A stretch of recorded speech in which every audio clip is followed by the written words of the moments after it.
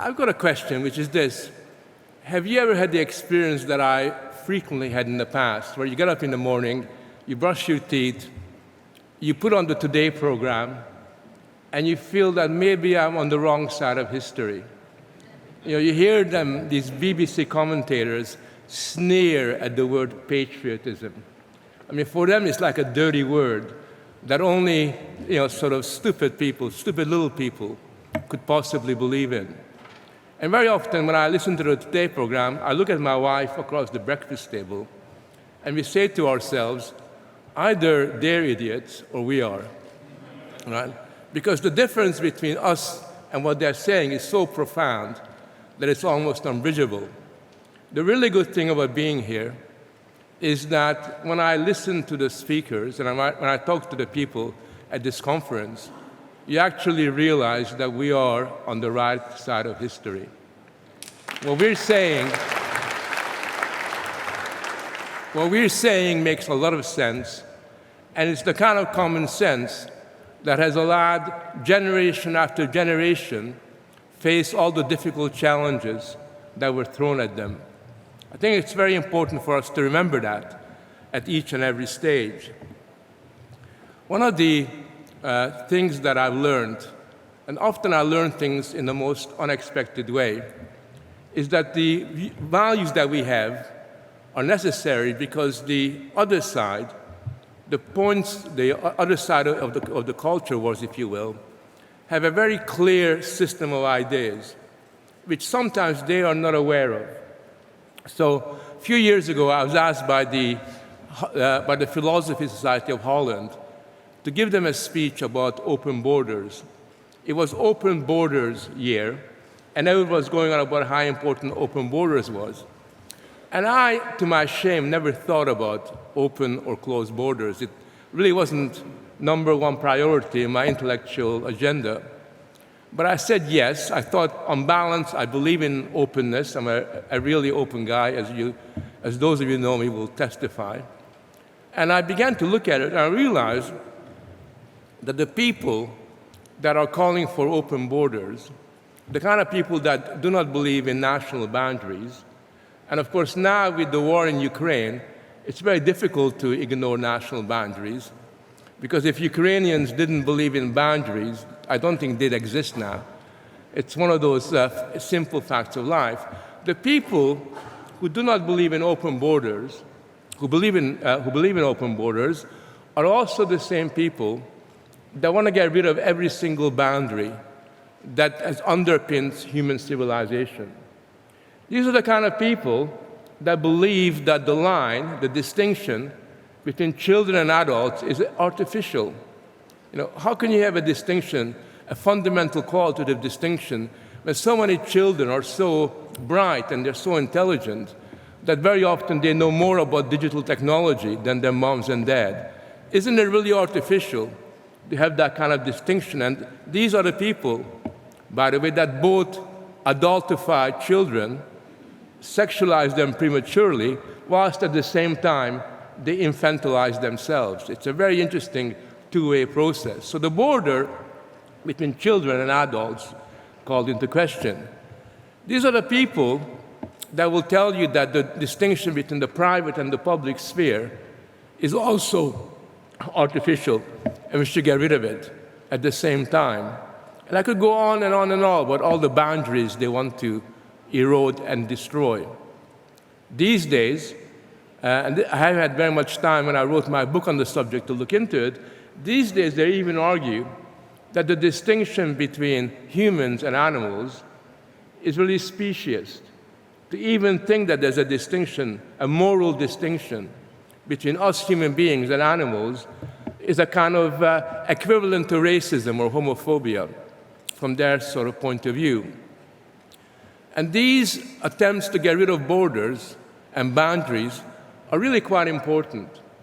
And the reason why they're quite important, because as you're trying to erode the borders that we have kind of created over the centuries, ultimately what you're calling into question is the moral distinction between right and wrong. Ultimately, what you're calling into question is our capacity to discriminate between good and evil, That is why in the United States, non-judgmentalism as a value is seen as much more important than judging. In fact, if you judge, you're being judgy, as if somehow there is something wrong with making those kinds of judgments. Now, one of the areas which is really quite important, and this is what I really want to talk about, is the way in which in recent years there's been a systematic attempt to erode the border between the present and the past. One of the things that has kind of kicked in during the culture wars is that people are arguing that rather than facing the future, or rather than dealing with the problems in the here and now, we've got to fix the problems of the past. And you'll find that most culture warriors are very, very committed to decolonizing anything that moves. I mean, they're decolonizing Kew Gardens. They're decolonizing the names of insects and birds. They're decolonizing just about everything because they think that somehow we have got to settle scores with the past. And to me, it's the war against the past that underpins the most important dimension of the culture wars. It's not gender, it's not your pronouns, it's not critical race theory. None of those things are as important as the systematic attempt to detach our communities from the legacy of past. The systematic attempt to break the organic continuity between generations over the centuries. The systematic attempt to devalue what our ancestors believed in. To basically argue that everything that comes from before is automatically a problem. One of the words that I hate more than anything at the moment, I never used to, is the word, it's outdated. Every idea that comes from the past is automatically outdated. As if somehow, it's like when you go to a supermarket and they say that your yogurt is going to be outdated next week. Aristotle, outdated. Plato, outdated. Judeo-Christian tradition, outdated. Anything that is remotely to do with the legacy of Western civilization becomes automatically outdated. And that kind of conception is really critically quite important because what it says is that what made us who we are is somehow not worthwhile. It's not worth transmitting that legacy to the existing generations. Now, earlier on, Catherine Berbelsing made a very important speech about schools and education. But there's also a more fundamental point here, which is, what are the values that we use to transmit our legacy to young people? How do we socialize the young? How do we make sure that there's an element of continuity between the generations? And one of the consequences of our break with the past, of leaving the past behind and declaring a war on it, is that for 4 generations now, in the Anglo-American world, we've ceased to transmit the wisdom of our ancestors to the young. We ceased to transmit the insights that the founding fathers of the United States, the insights of the liberal conservative tradition in Britain was so important. We somehow no longer take seriously the Bible and the religious and the intellectual and the philosophical insights on which our civilization is based. And if you don't transmit those values from the past to the young, what are you transmitting? What are the values that they're being socialized with? And what's happened in our schools is that in terms of pedagogy, the philosophical and the theological underpinnings of Western education has been displaced by psychology. So when you're looking at school teachers, what do? They don't teach the young about the philosophical ideals of wisdom. What they teach essentially is self-esteem, validating you. They teach people to become, get them to have emotional skills of various sorts or another. What we're doing is gradually we're turning schools into clinics rather than to a place where you're learning about real knowledge. And therefore, it's not particularly surprising that when we've broken with the past we have seized the capacity to socialize young people, and we've not only seized that capacity, we've broken their link with the past. And one of the tragedies that this means is that when you break the link with our past and we pathologize the past, we cease to have the ability to tell young people, to inspire young people, what is the road to future. Without the past as a nourishment that we all need, without nourishing young people with the legacy of the past, there is no future. We become hopelessly imprisoned within the present. Now, one of the things that I've encountered time and time again recently is every time I give a speech or every time I'm involved in a debate, sooner or later, somebody from both sides will tell me, you know, Frank, the culture war is a distraction. Have you ever heard people say that? The culture war is a distraction. And what they really mean by that is that our willingness to defend our culture, our willingness to defend our values, is somehow a distraction.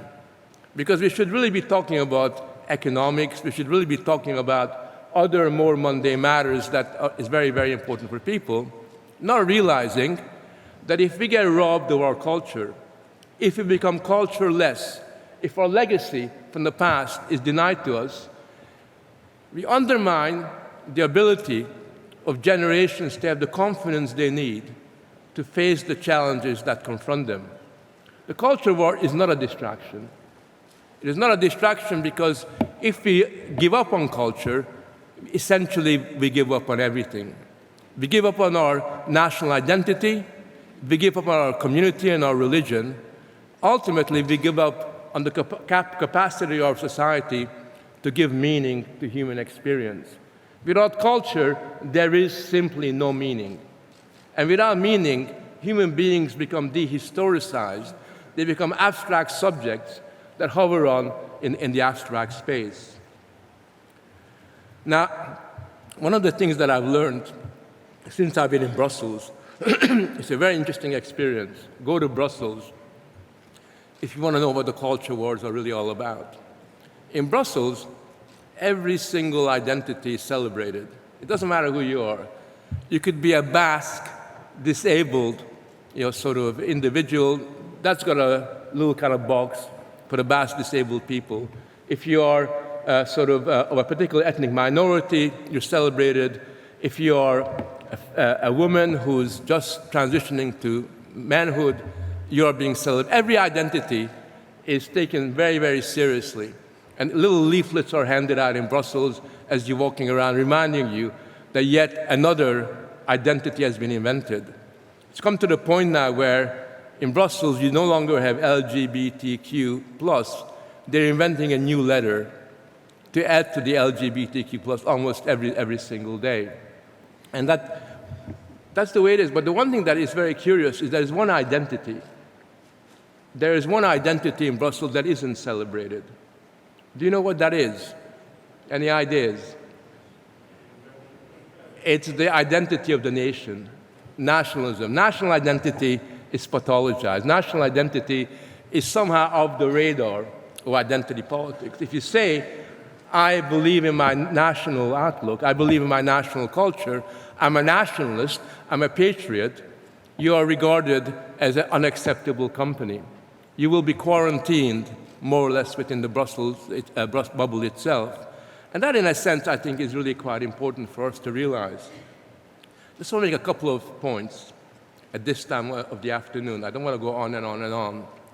It's no secret, many of you will know I come from a left-wing background. Not just a left-wing background, but a really far left-wing background. And often I'm asked, well, Frank, what's happened to you? What's this journey that you've been on? What does that really, really mean?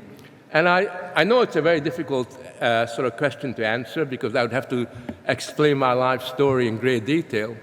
But I've now learned to make one simple point.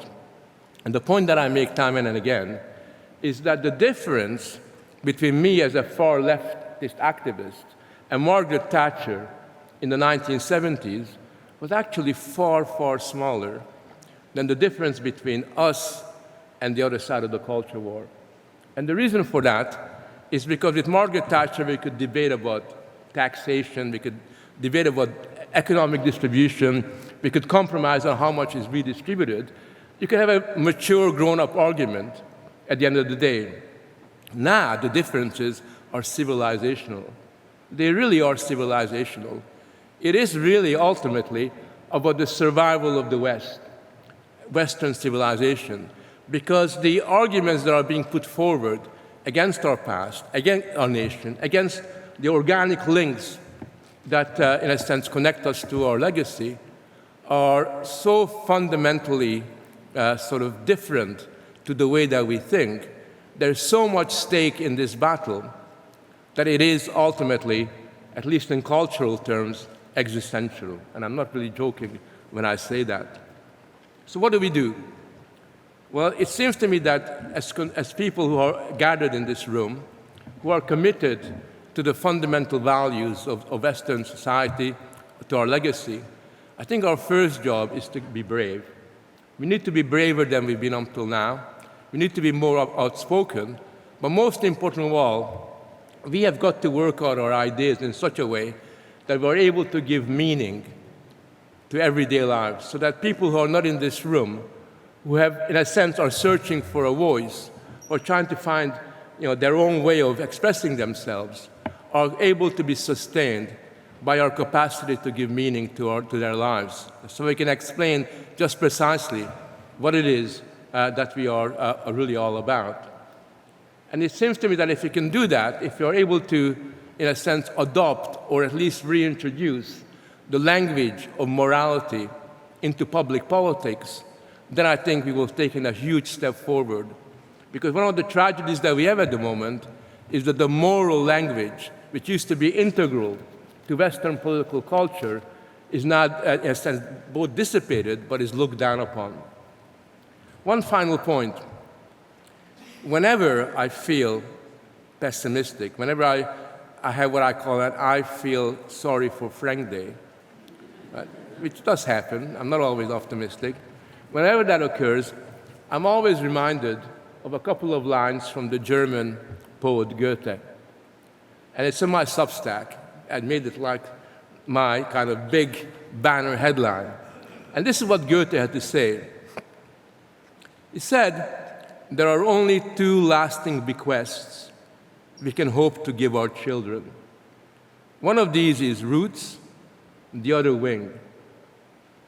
Only two bequests that we can hope to give to our children, roots and wings. It's that combination of ensuring that we're all rooted, properly rooted within our culture, within our nation, that can give confidence to all of us, but especially to the young, so they can fly. Because our job, especially as adults, exercising our authority, is not to just simply sort of boast about how smart we are, but is to ensure that young people feel strong enough, rooted enough, to be able to take off on their own and make the world anew. Thank you.